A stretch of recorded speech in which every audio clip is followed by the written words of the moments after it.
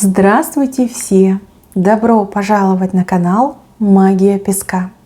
Дорогие мои зрители, с вами, как всегда, ваша Ольга. Всех вас сердечно благодарю за то, что вы зашли на мой канал, за то, что смотрите это видео, за вашу невероятную теплую поддержку в комментариях, лайками, за вашу помощь, мои хорошие. Земной вам поклон!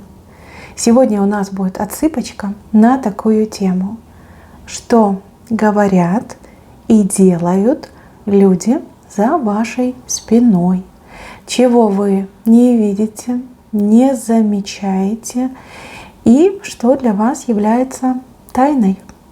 Загадайте, пожалуйста, на себя, на свое окружение, так и спросите, что говорят и что делают люди за моей спиной. Давайте вместе посмотрим. Я прошу высшие силы дать мне возможность ответить на все ваши вопросы и поставить для вас только самую важную, нужную и полезную информацию.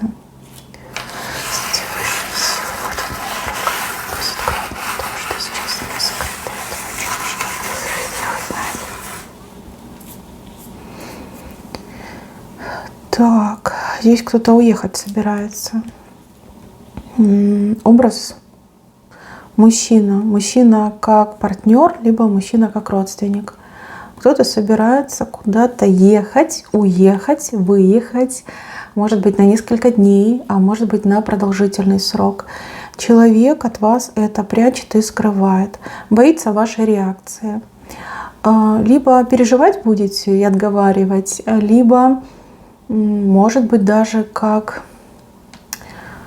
сбежать. Аж кого-то идет информация, что побег, да, человек решится бежать. Мысли у человека неправильные, то есть не надо ехать, не надо убегать, не стоит этого делать. Человек знает, что вы остановите, отговорите, но вот прям хочется, да, хочется каких-то приключений, хочется, может быть, что-то повидать, либо в чем-то себя попробовать. Мужчина, который не отдает отчет тому, что он делает, либо тому, чего он желает. Вот. А вы же, наоборот, вы очень практичные, вы очень интеллектуальные, вы мыслите очень здраво. Очень здраво. Если даже в чем-то не разбираетесь, то ваш здравый смысл, ваша эрудиция, интуиция вам помогает, знаете, как видеть все наперед, либо просчитывать все наперед. Человек это знает, этот мужчина об этом знает, поэтому молчит. Но надо отдать должное, что этот побег либо отъезд, он не состоится. Просто не состоится. Хотя мысли у мужчины в голове такие есть. Точно есть. В центре показан образ, как вас видят люди. Не знаю, будет ли вам это приятно услышать, либо наоборот вы расстроитесь. Но ваше окружение делится приблизительно поровну. На тех, кто видит вас ангелом, вот видите образ ангела, светлого, чистого, невероятного, доброго. И дальше у нас образ такой властной женщины, либо властного мужчины, который, грубо говоря, опасный, да, вас считают опасным человеком. Одни, значит, считают, что вы невероятно добры и вы ангел, а другие считают, что вы властны, что вы такая хозяйка, либо хозяин жизни, и еще и очень опасный, что вас вот нельзя там не дразнить, не трогать, близко нельзя подходить, раздражать вас нельзя, иначе достанется. Я не могу сказать, что прям плохо о вас думают, но скорее как либо плохо знают вас, либо люди в силу своих интеллектуальных способностей дают вам такую оценку. Кто поумнее, тот видит, что вы прекрасный человек. Кто, скажем, менее умнее, да, они уже там приписывают вам какие-то свойства, качества, которыми вы вовсе не обладаете. Но сказать, что прям кто-то считает вас очень плохим человеком, этого я не вижу. Может быть, кто-то там из ваших там недоброжелателей, врагов, и то они отдают должное, что вы очень неоднозначная личность. Вы очень грамотный человек. Вы умеете адаптировать не себя под ситуацию, скорее ситуации под себя. Ловко, знаете, вот как если в шахматы играть, такой ловкий шахматист, у которого все ходы просчитаны там на несколько партий вперед. Вот такой вот человек. Даже ваши враги вас уважают за вашу и смелость, и мудрость, и готовность дать отпор. Вот прям преклоняются, думают, вот и мне бы такие способности, да, либо мне бы такой характер, мне бы такую интуицию, либо такой здравый смысл, либо такую эрудированность. Ну, есть такое, есть. Мне очень нравится, мне очень импонирует, что ангел у вас вышел с правой стороны, а вот властный человек, опасный властный человек с левой стороны. То есть люди, которые ближе всего к вам, они считают вас ангелом. Ну, а те, кто слева, это такие, знаете, приходящие, уходящие, либо с дистанции, да, которые держатся на дистанции от вас. С правой стороны, кстати, у вас еще и 2 моста вышли. 2 моста, которые еще не соединились, они как в процессе строительства. То есть есть 2 человека, это могут быть и мужчины, и женщины, кто хотел бы с вами очень подружиться. Именно подружиться, потому что мосты — это либо дружба, либо союз. Ну да, кстати, у кого-то отыграется, что 2 человека хотели бы с вами быть в союзе. Союзы у нас бывают любовные, и также союзы там, творческие, деловые, да, ну что-то вот посотрудничать вместе. Ну, либо подружиться.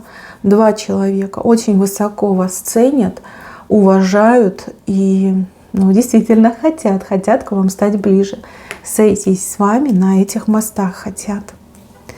Так, еще мне показывают чьего-то мужа. Муж, это именно муж.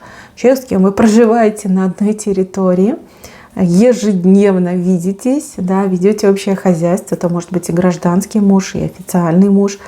И я вот вижу, что этот мужчина, он от вас скрывает, что он на вас жалуется. Кому-то он жалуется, какой-то женщине о вас рассказывает, что вы там его пинаете, что вы его там воспитываете, может быть, что-то заставляете делать. И вот он приходит и вот начинает на вас жаловаться. Он это делает, чтобы его жалели. Вот какой я несчастный, да, либо какой я хороший муж. Я терплю такую властную женщину, да, властную жену.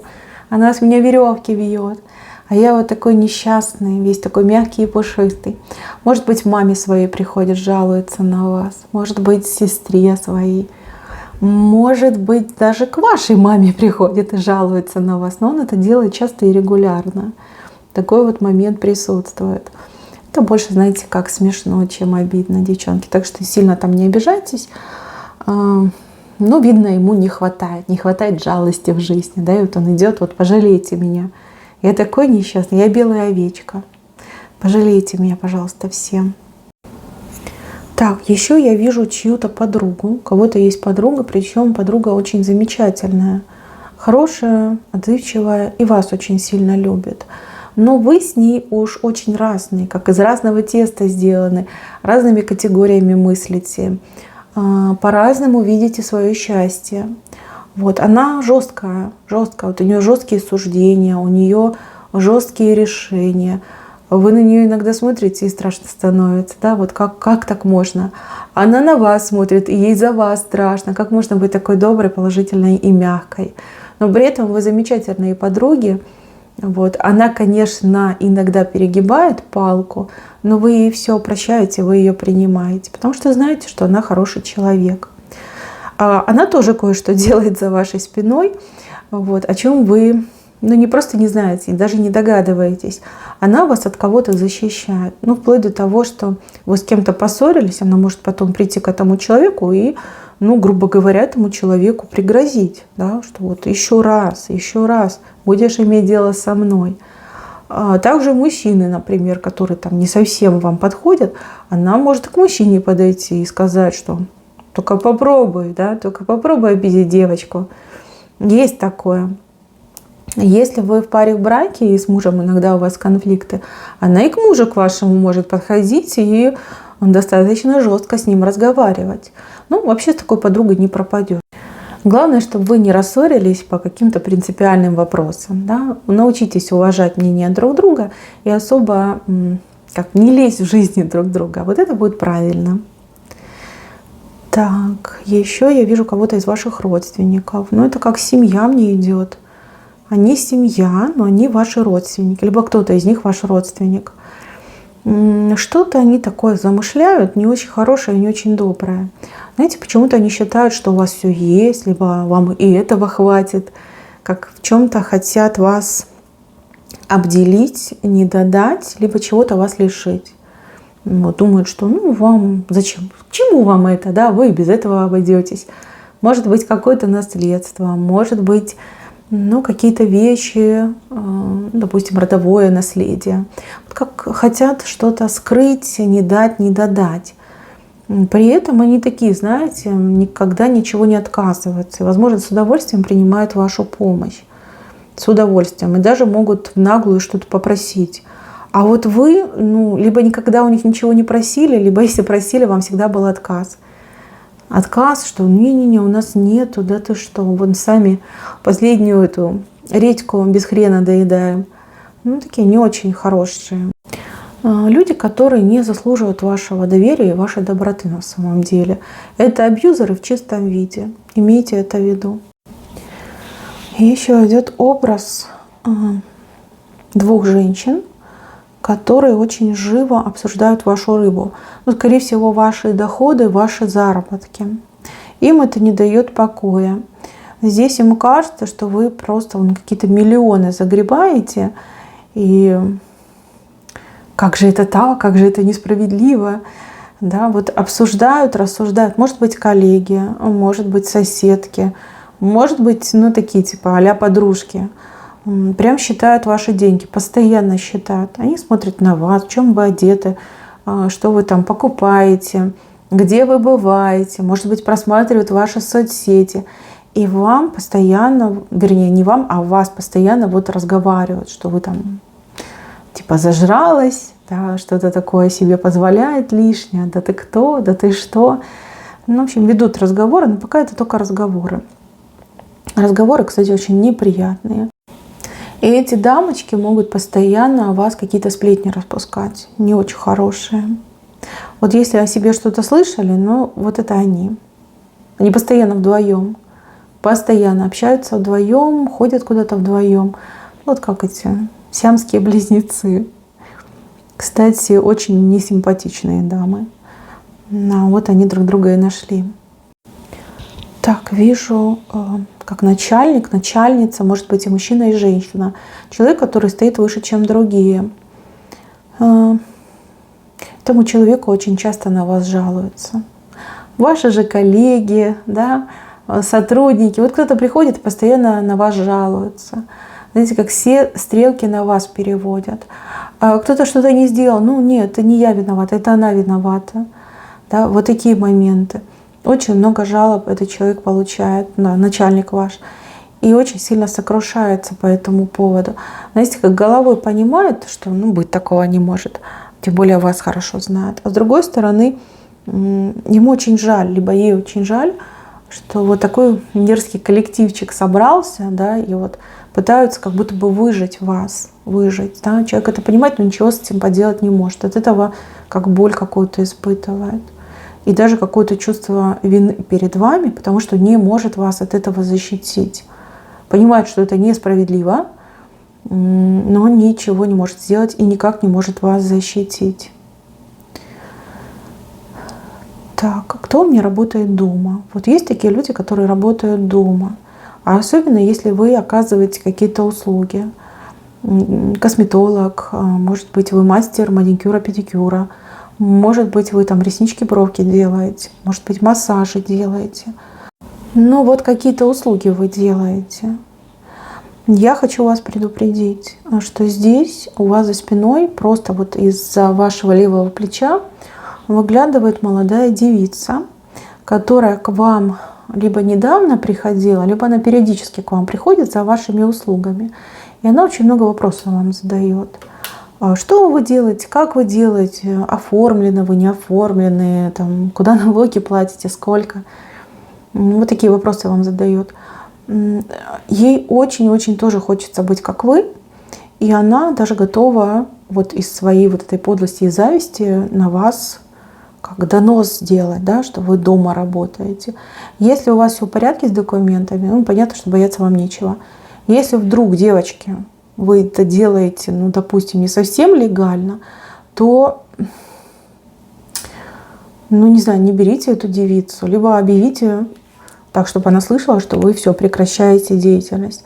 Потому что она на такой стадии находится, когда у нее уже мозг плавится.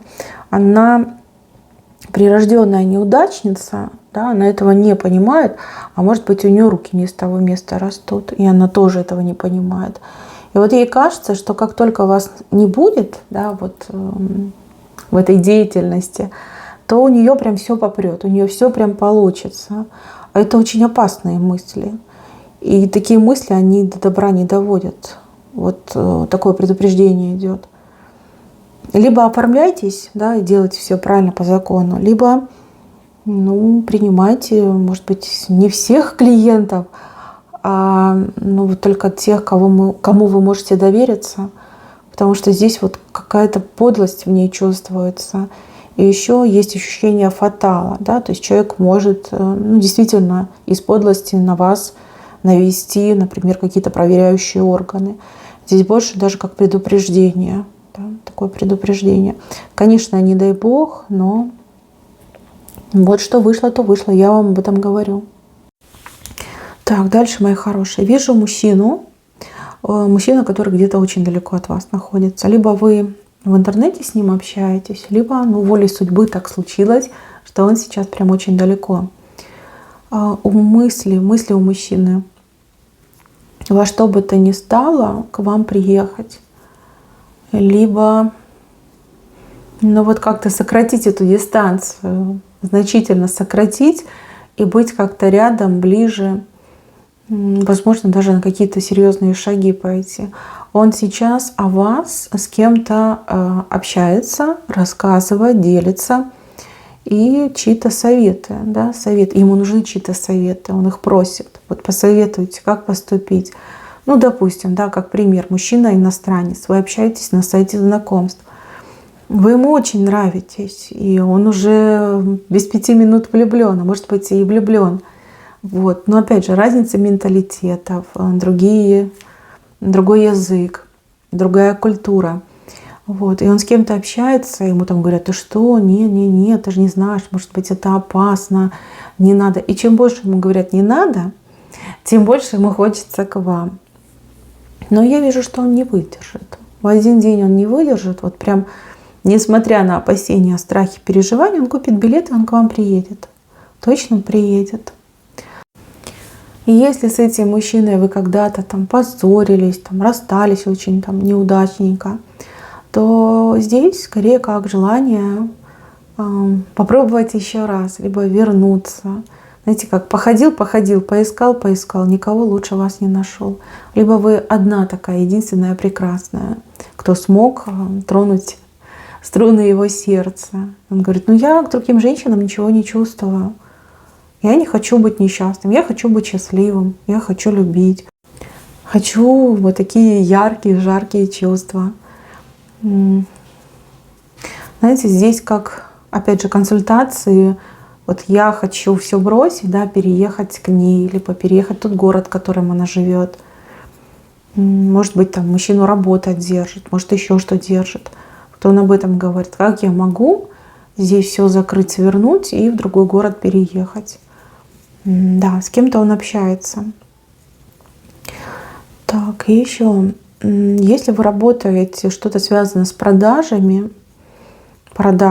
ну, например, в офисе что-то продаете, либо так, проценты от каких-то продаж получаете, у вас очень хищные коллеги. Я не могу сказать, что они прям какие-то монстры, но они очень хищные. Они за деньги маму родную продадут. Здесь, скорее всего, какая-то очень такая жесткая конкуренция, где все средства хороши. Возможно, вы сидите в одном офисе, возможно, ваш коллега сидит за соседним столом и вам улыбается, приносит вам печенье, угощает вас кофе. При этом всем подряд, клиентам я имею в виду, да, вашим же клиентам звонит и говорит, что вы там нечистоплотные, что вы там неправильно что-то делаете, что вы там чего-то не учитываете, что у вас там сплошные ошибки. Вот не работайте с ней, работайте со мной. Как это ужасная ситуация, когда пытаются вот любой ценой заработать деньги. Даже ценой предательства, даже ценой оговоров. Вы-то думаете, где мои клиенты, почему продажи упали, почему процент я свой не получаю. Потому что рядом с вами сидят люди, которые за деньги готовы, не знаю, на что угодно. На что угодно, на все даже. Не на что угодно, а на все. Вот. И они вот такую подрывную подпольную деятельность ведут. И в венце очень четко показано, что высшие силы вас очень любят и хорошо к вам относятся, защищают, оберегают и даже какие-то привилегии вам дают. Да, какая-то экстра помощь вам оказывается. Конечно, это не каждый день, не повсеместно, но тем не менее, если вы повспоминаете какие-то события из своей жизни, вы поймете, что вот прям отводили, от беды отводили, от страшной беды отводили. Либо страшному не дали случиться небеса, как чудеса какие-то вы пережили. Это было. Это есть и еще будет. Да, под защитой вы находитесь. Хорошего человек, светлый и добрый. Видите, даже не самые умные люди о вас плохо не думают. Они просто вас боятся. Вот. Мои милые, на этом все. Спасибо за внимание. Всем пока-пока.